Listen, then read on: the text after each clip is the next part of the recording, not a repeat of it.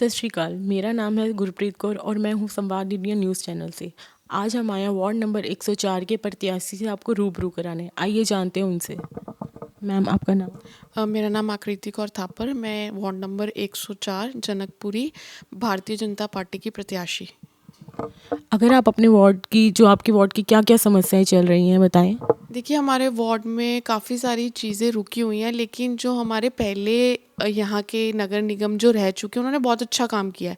जो काम रुके हुए हैं हमने उसको पूरा करना है, जैसे कि साफ़ सफाई होगी, जो भी एमसीडी के अंडर जितने भी काम आते हैं।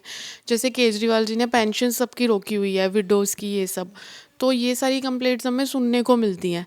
तो हमारा अब उस पर फोकस रहेगा कि जो विडोज़ है, ये जो विकलांग लोग हैं, उनकी पेंशन्स जो केजरीवाल जी ने रोकी हुई हैं उसको हम कैसे कंटिन्यू करेंगे, ये सबसे बड़ा सवाल होगा। और सफाई, एमसीडी के पार्क्स, जो भी एमसीडी के अंडर काम आते हैं वो हम उसको पूरा करेंगे। अगर आप सत्ता में आते हैं तो अपने क्षेत्र के लिए आप जो अपने क्षेत्र की समस्याएं हैं उसको कैसे दूर करेंगी? देखिए, क्षेत्र की समस्याएं, अब जैसे मैं जिस परिवार से हूँ, ओंकार सिंह थापर जी मेरे फादर इन लॉ हैं। तो उनका एक अपना नाम है, वो पहले हमारे यहाँ से निगम पार्षद भी रह चुके हैं और उनको बेस्ट काउंसलर का अवार्ड मिला हुआ है। तो हम भी उन्हीं के परिवार से हैं। तो यहाँ पे हमारा बहुत अच्छा, क्योंकि हम करने वाले लोग हैं। तो यही है कि लोग हम पे बहुत ट्रस्ट करते हैं, क्योंकि हम 24 आवर्स अपने क्षेत्र में रह के लोगों की सेवा करते हैं।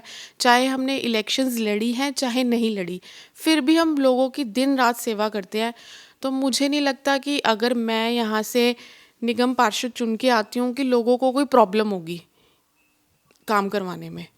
मतलब कि आपका, हमने भी सुना है कि आपका जो बैकग्राउंड है, फैमिली बैकग्राउंड, वो पॉलिटिकल रहा है, तो उससे आपने काफ़ी कुछ नॉलेज ली है। देखिए, 12 साल हो गए हैं मुझे मेरे फादर इन लॉ को देखते हुए। वो तो आई थिंक नेशनल लेवल के मिनिस्टर रह चुके हैं। तो हमारे घर पे जितना भी मैंने उनको देखा है, उन्होंने लोगों में रह के लोगों की सेवा की है। वो एक टाइम पे पीएसआईडीसी के चेयरमैन भी रह चुके हैं पंजाब में, लेकिन उनको वहाँ पे सरकारी कोठी लॉट हुई थी। लेकिन उन्होंने वहाँ ना रुकते हुए अपने क्षेत्र में रह के लोगों के बीच में रह के लोगों का बहुत उन्होंने सेवा की है। तो ये चीज़ हमें भी बहुत मोटिव करती थी। तो वो चीज़ें देख देख के हमने थोड़ा सा अब सीखा है। बाकी देखिए, उम्र मेरी कम है लेकिन जोश पूरा है, क्योंकि आई थिंक मुझे लगता है यंग ब्लड को आगे आना चाहिए और महिलाओं को ये मौका मिला है। तो मुझे लगता है कि ये बहुत अच्छी बात है, क्योंकि महिलाएं अगर घर चला सकती हैं तो वो शायद देश भी चला सकती हैं।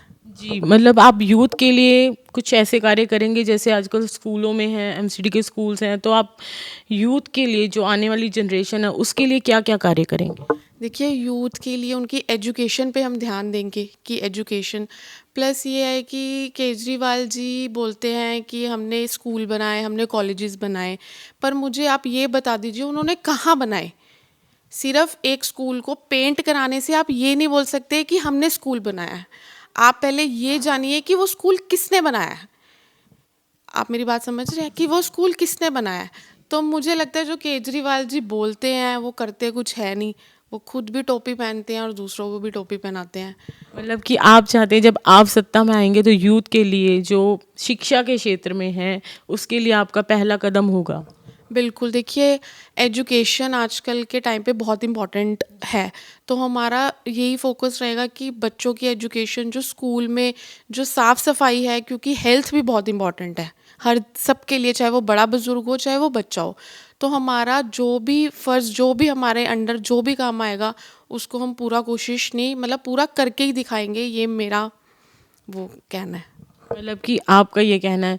तो एक सवाल और, जैसे गलियों में जो मतलब आजकल मच्छर वगैरह चल रहे, पोल्यूशन है, कुछ गंदगी है, उस सफाई के लिए भी आप कुछ कार्य करेंगे? कुछ ऐसे प्लानिंग सोची है कि अगर जीतते हैं? देखिए, केजरीवाल जी ने बोला था कि पॉल्यूशन इसलिए है क्योंकि बाकी राज्यों में क्या बोलते हैं, पराली वो जलती है।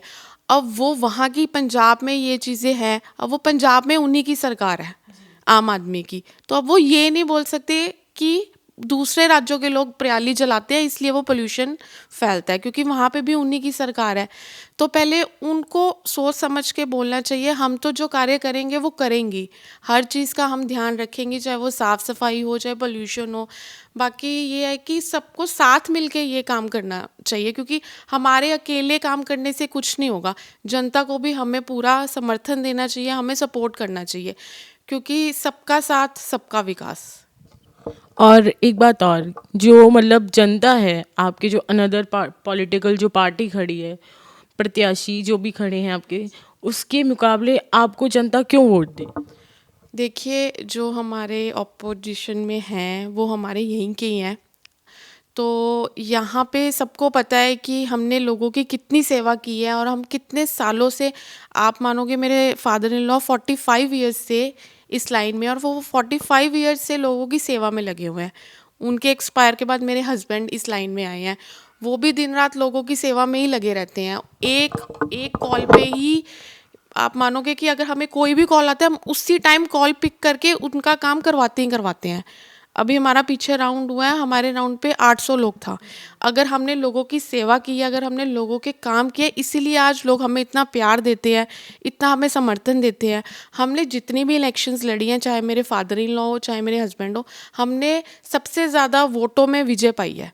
तो इस बार भी मुझे उम्मीद है कि लोग हमें उतना ही प्यार देंगे, उतना ही हमारा साथ देंगे। मतलब कि आप अपनी फैमिली से इंस्पायर हुए हैं बहुत ज़्यादा, मतलब उनसे सीखा है आपने? देखिए, हर दिन कुछ सीखने को मिलता है। हर दिन आप अगर 24 घंटे एक इंसान के साथ रह रहे हैं और वो इंसान लोगों के बीच में घिरा हुआ है, तो हर मुझे लगता है कि हमें भी कुछ ना कुछ सीखने को मिलता ही है।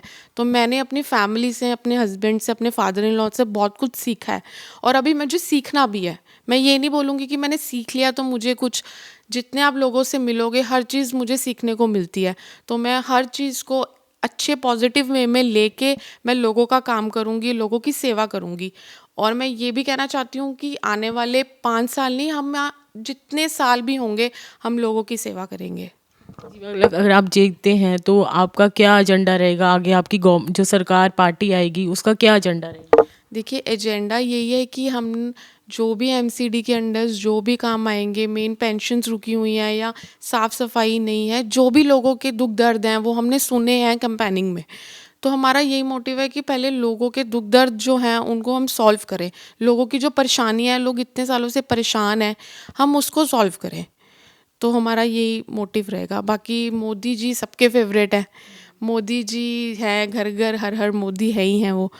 तो सरकार हमारी वैसी पावरफुल है।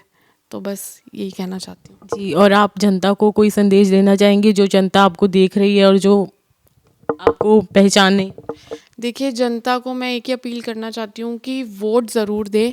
वोट उनको दें जो आपको राइट कैंडिडेट लगता है। मैं ये नहीं बोलूँगी आप मुझे वोट दें या उनको वोट दें। पहले आप उनका बैकग्राउंड जानें, फिर आप उनको वोट दें। और वोट कास्ट करना बहुत ज़रूरी है हमारे लिए, क्योंकि अगर एक वोट देगा, अगर हम बोलेंगे कि नहीं संडे है कि हम नहीं जाते, क्योंकि हमारे लिए हर वोट मैटर करता है। तो प्लीज़ अच्छे लोगों को, जो आपको सही दिशा में लेके जाएं, जो आपके क्षेत्र का विकास कर सके, आप उनको वोट दें। जी, धन्यवाद। आपने अपना कीमती समय दिया, हमसे बात की, उसके लिए आपका बहुत बहुत थैंक्स। बहुत बहुत धन्यवाद आपका। Thank you.